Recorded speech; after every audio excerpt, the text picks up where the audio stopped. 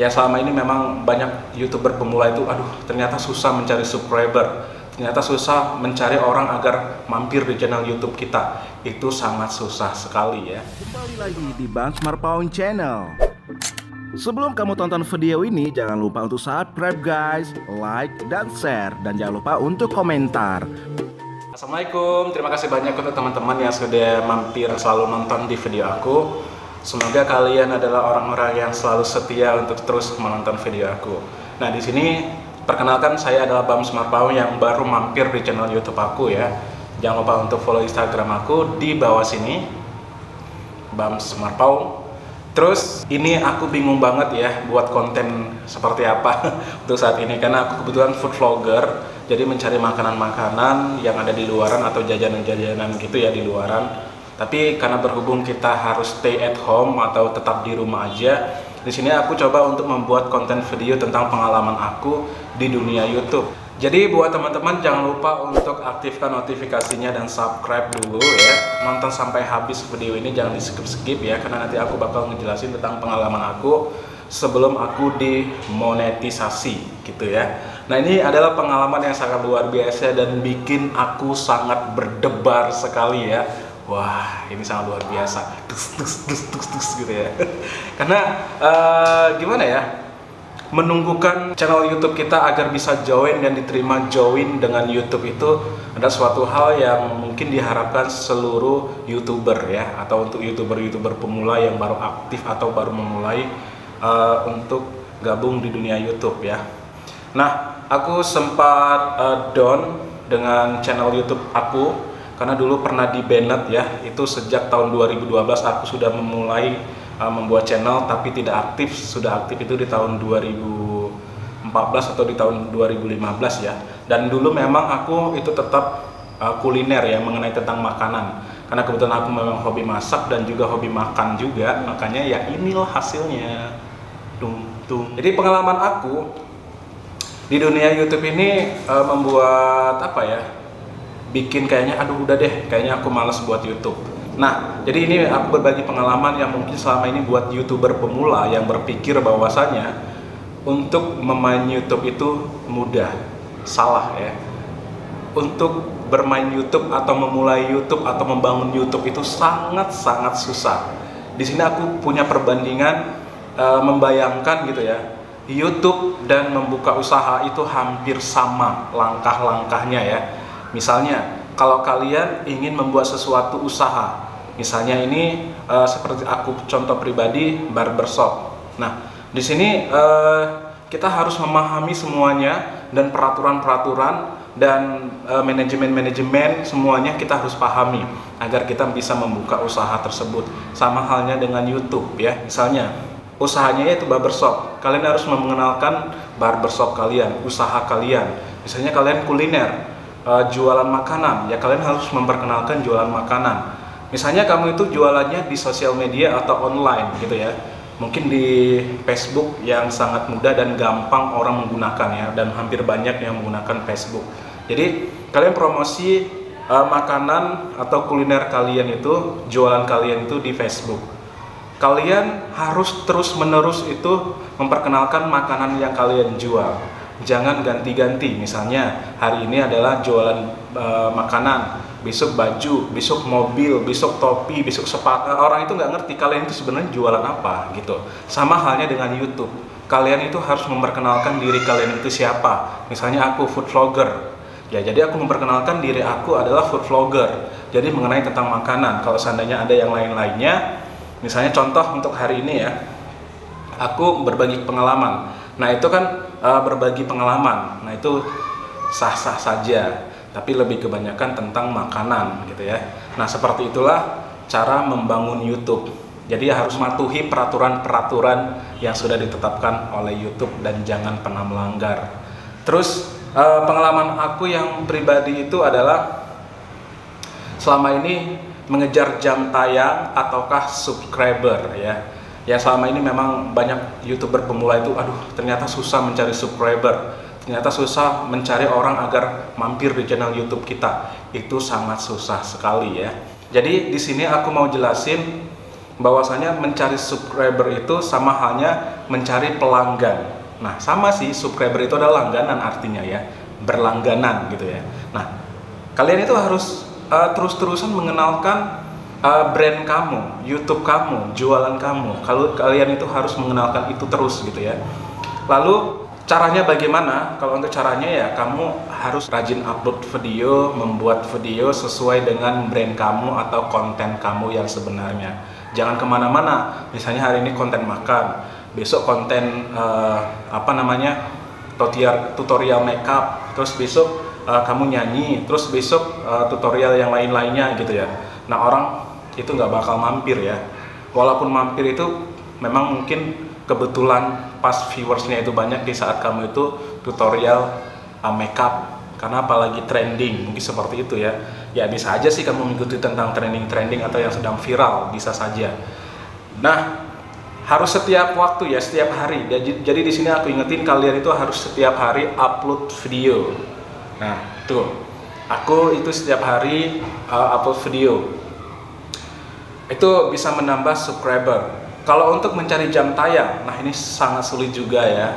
Karena kita harus mencari viewers dan juga orang yang menonton itu sesuai dengan durasi video, satu video di YouTube kita. Misalnya dalam satu hari itu kamu membuat satu video, durasinya itu adalah 5 menit atau 10 menit.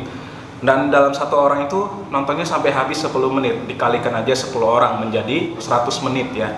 Nah, jadi 100 menit. Di sini aku sempat melakukan kesalahan ya, yang mungkin YouTuber pemula yang ingin mengejar jam tayang, dan itu banyak sekali para pemula-pemula yang ingin mengejar jam tayang, mereka mencari video orang lain dan diupload ke channel YouTube kita.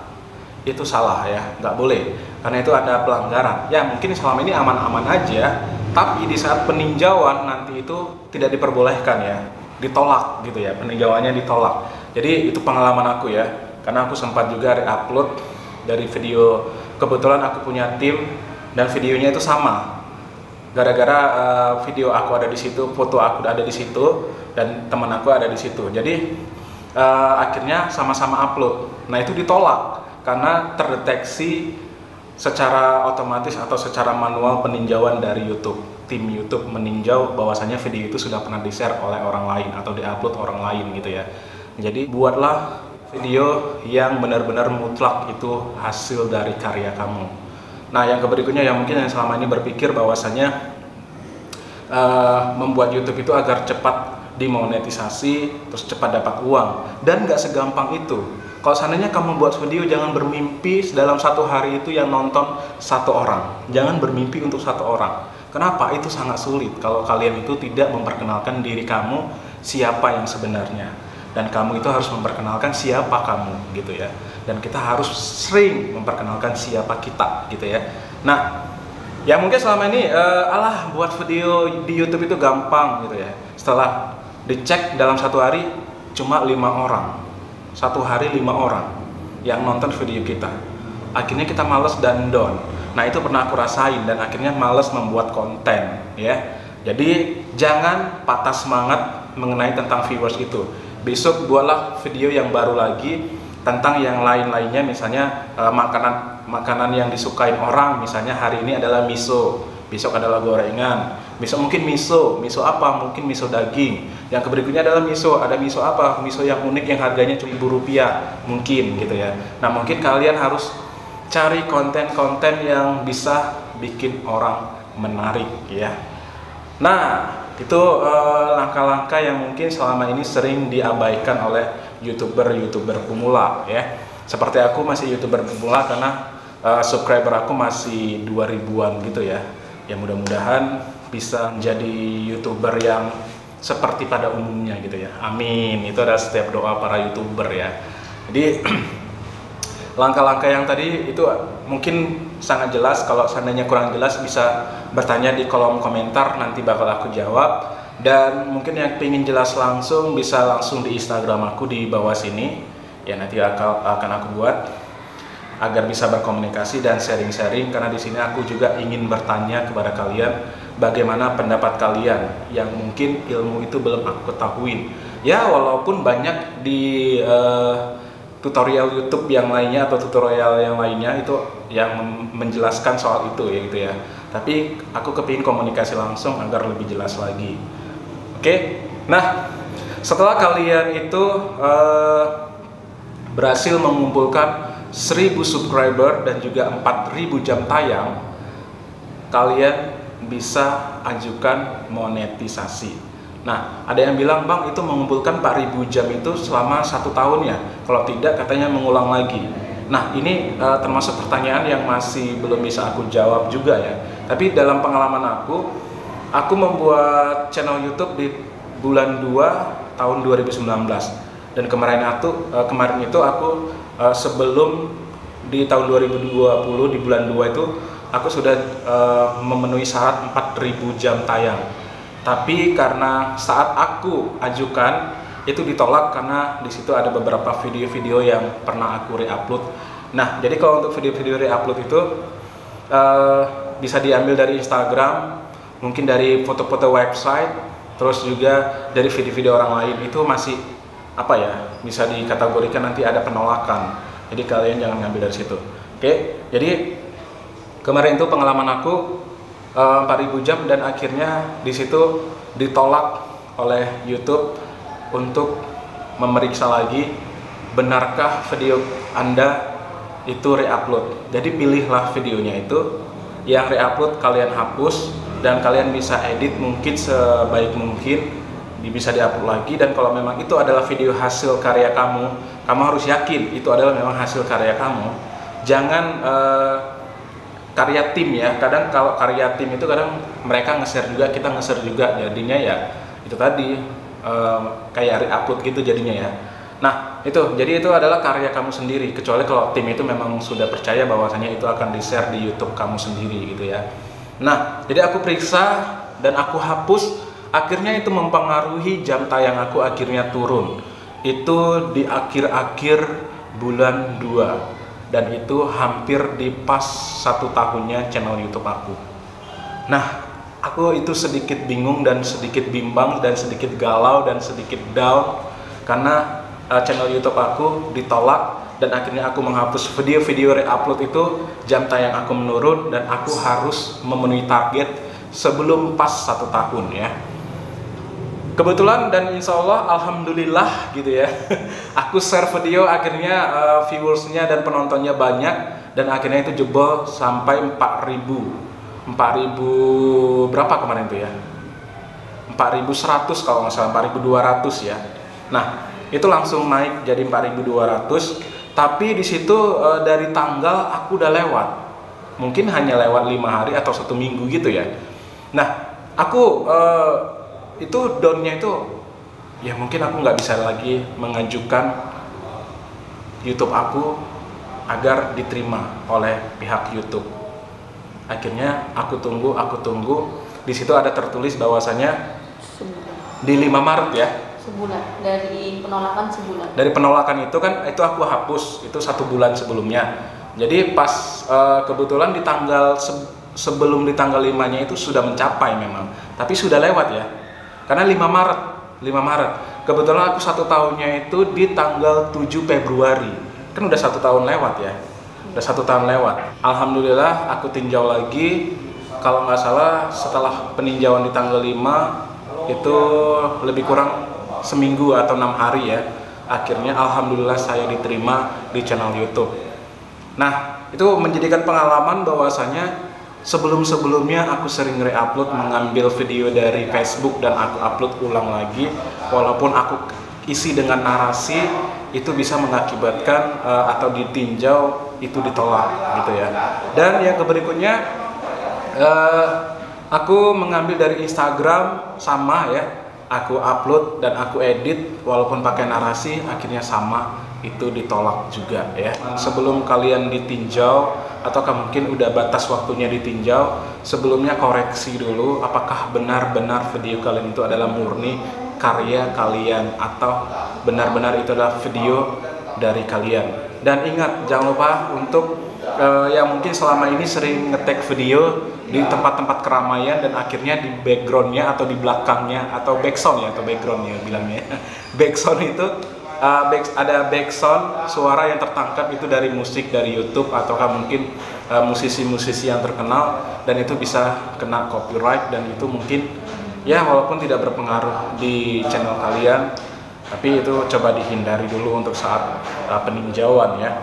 Nah, dan bukan hanya itu saja kesulitan-kesulitan untuk memulai YouTube ini ya. Setelah kita berhasil dimonetisasi ataukah kita sudah berhasil dan diterima menjadi partner YouTube, di sini kita harus juga memilih konten yang benar-benar kompeten ya, yang benar-benar konten yang bermanfaat untuk orang lain. Banyak sekali konten-konten yang bermanfaat untuk orang lain ya, kayak aku pribadi mungkin selama ini aku memperkenalkan makanan atau food vlogger, jalanan-jalanan atau jajanan ya. Nah, di situ bisa membantu mereka untuk mempromosikan jualan mereka, dan alhamdulillah semoga itu bermanfaat untuk semua teman-teman yang sudah mempercaya aku untuk mempromosikan makanan atau jualan mereka gitu ya. Semoga sukses selalu dan dagangannya dan jualannya laris manis, amin gitu ya. Dan semoga aja doanya sama untuk aku juga pribadi, semoga ya channel YouTube aku terus berkembang. Itu semuanya dasarnya dari teman-teman yang sering nonton video ini. Nah, itu tadi adalah penjelasan-penjelasan tentang sebelum dimonetisasi, pengalaman aku, dan itu sempat down. Dan kali ini aku coba bertanya kepada teman-teman, silakan jawab di kolom komentar ya.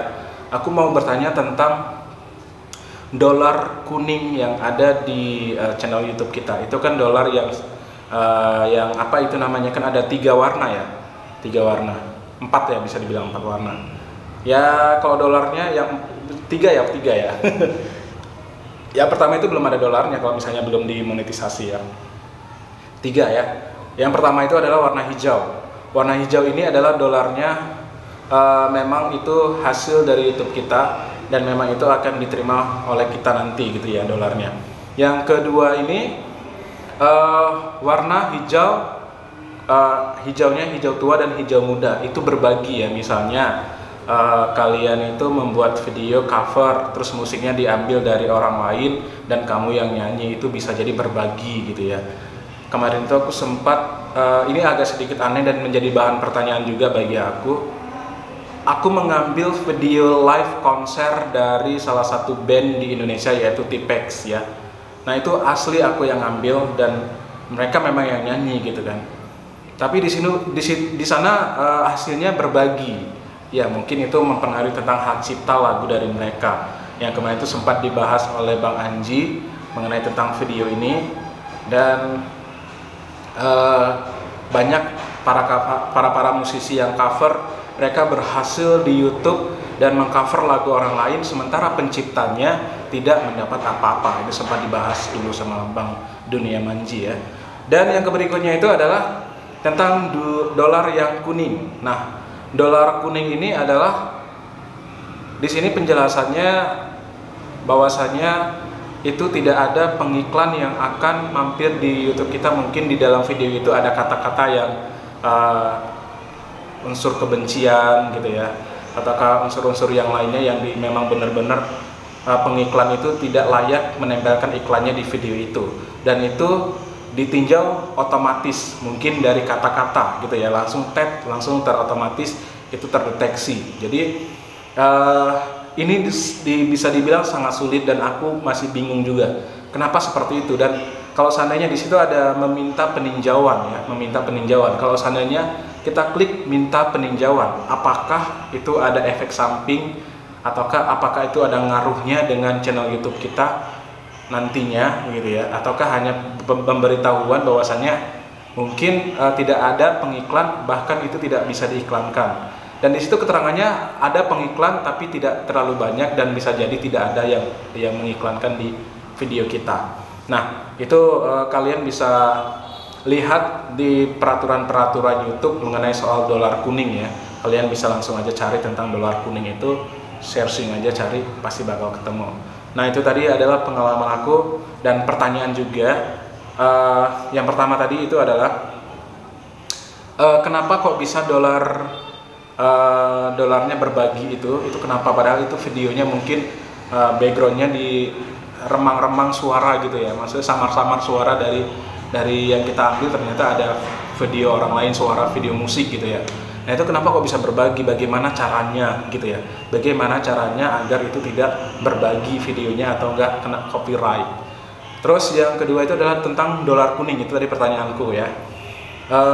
Bagaimana kalau seandainya kita minta peninjauan, apakah itu ada ngaruhnya di channel YouTube kita nanti kalau seandainya minta peninjauan gitu ya, apakah mungkin ada ngaruhnya atau tidak. Nah itu pertanyaannya bisa teman-teman jawab di kolom komentar di bawah sini ya, di bawah sini kolom komentar ya.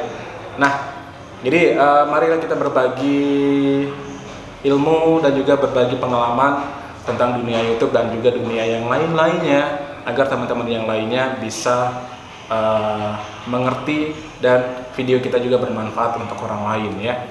Nah sebelum aku pamit, sebelumnya aku ingetin kita tetap di rumah saja, jangan lupa untuk rajin cuci tangan dan juga mandi setiap hari, bukan setiap waktu nanti kedinginan ya. Setiap hari minimal 2 kali atau 3 kali ya. Kalau seandainya kalian itu habis keluaran dari rumah, ada kegiatan yang memaksakan untuk keluar dan bertemu dengan orang lain, setelah sampai di rumah cucilah tangan dan langsung ke kamar mandi sampai bersih, memakai sabun dan juga mungkin antiseptik dan juga hand sanitizer. Itu bisa nggak ke seluruh tubuh nggak ya? Mungkin itulah yang bisa menghilangkan kuman-kuman atau virus-virus. Mandi dan ganti baju, besoknya bajunya langsung dicuci. Nah itu tadi ya, untuk mengingatkan aja. Dan jangan lupa juga buat kalian semuanya untuk tetap menjaga kesehatan agar kita terhindar dari penyakit-penyakit gitu ya. Nah ini tagline aku ya, jangan lupa untuk makan, karena makan bisa menjaga daya tahan tubuh kalau kalian itu makan makanan yang sehat selalu dan setiap waktu. Dan jangan lupa juga untuk olahraga agar kalian itu tetap sehat, dan jangan lupa juga untuk istirahat yang cukup dan juga berdoa. Oke, saya Bam Smart Paung Channel mengucapkan terima kasih banyak. Semoga video ini bisa bermanfaat. Jangan lupa untuk terus like, share, komen, dan subscribe. Salam untuk semuanya. Bye bye.